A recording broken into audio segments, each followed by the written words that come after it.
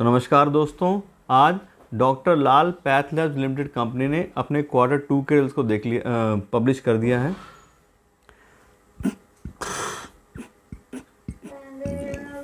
चुप करके बैठो। ये देखता रहो मैं, तुम चुप होके बोल रहे थे।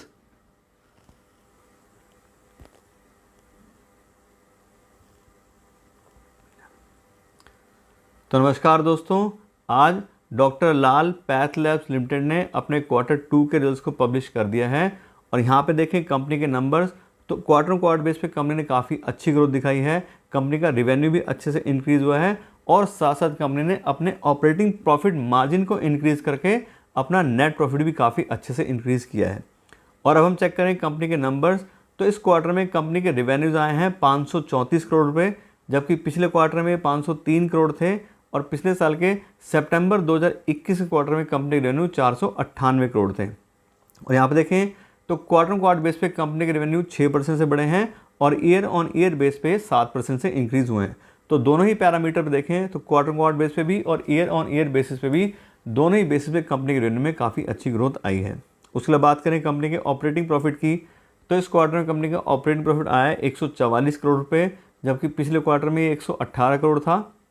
और पिछले साल के सितंबर 2021 के क्वार्टर में कंपनी का ऑपरेटिंग प्रॉफिट 142 करोड़ था। और यहाँ पर क्वार्टर बेस पे काफ़ी अच्छी 22% ग्रोथ आई है। और ईयर ऑन ईयर बेस पे देखें तो लगभग सेम से कंपनी का ऑपरेटिंग प्रॉफिट है, 1% के आसपास की ग्रोथ इसमें आई है ईयर ऑन ईयर बेसिस पे। उसके बाद करें कंपनी के ऑपरेटिंग प्रॉफिट मार्जिन की, तो इस क्वार्टर में कंपनी का ऑपरेटिंग प्रॉफिट मार्जिन 4% से इंक्रीज़ हुआ है क्वार्टर बेस पे। इस क्वार्टर में आया है 27% का ऑपरेटिंग प्रॉफिट मार्जिन, जबकि पिछले क्वार्टर में 23% था। और पिछले साल के सितंबर 2021 के क्वार्टर में कंपनी का ऑपरेटिंग प्रॉफिट मार्जिन 28% था।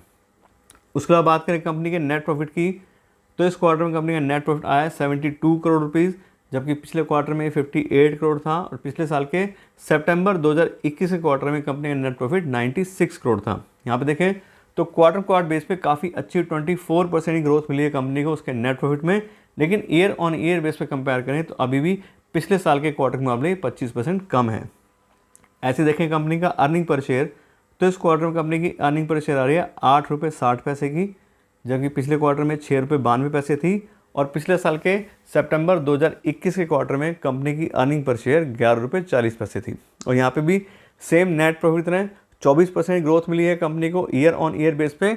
लेकिन क्वार्टर बेस पे कंपैरिजन देखें तो अभी भी पिछले साल के सितंबर 2021 क्वार्टर से 25% कम ही है कंपनी की अर्निंग पर शेयर। तो कुल मिला के देखें तो क्वार्टर बेस पे काफ़ी अच्छा परफॉर्म किया कंपनी ने। और ईयर ऑन ईयर बेस पे देखें तो अभी पिछले साल के मुकाबले कंपनी का प्रॉफिट कम है। ये तो होगी रिजल्ट्स की बात। अब हम बात करते हैं कंपनी के शेयर प्राइस की और कंपनी की वैल्यूएशन की।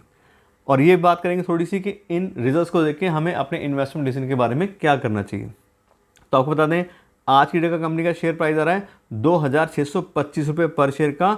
और कंपनी बहुत ही हाई पी/ई पे अवेलेबल है, 88 का पी/ई आ रहा है कंपनी का। यानी कि प्राइस जितना कंपनी का है उतनी कंपनी की अर्निंग नहीं है, बहुत ज़्यादा प्रीमियम पे ये कंपनी चल रही है। और सिर्फ पी/ई की बात नहीं है, हमने इसको डिस्काउंटेड कैश फ्लो एनालिसिस के हिसाब से भी कंपनी को हमने वैल्यू किया है। उस हिसाब से भी कंपनी जितना फ्री कैश फ्लो जनरेट करती है उसके हिसाब से बहुत ज़्यादा ओवर वैल्यूड कंपनी ये है। तो इस हिसाब से देखें तो कंपनी का रिजल्ट जो हम चेक कर पा रहे हैं, बिजनेस अच्छा चल रहा है।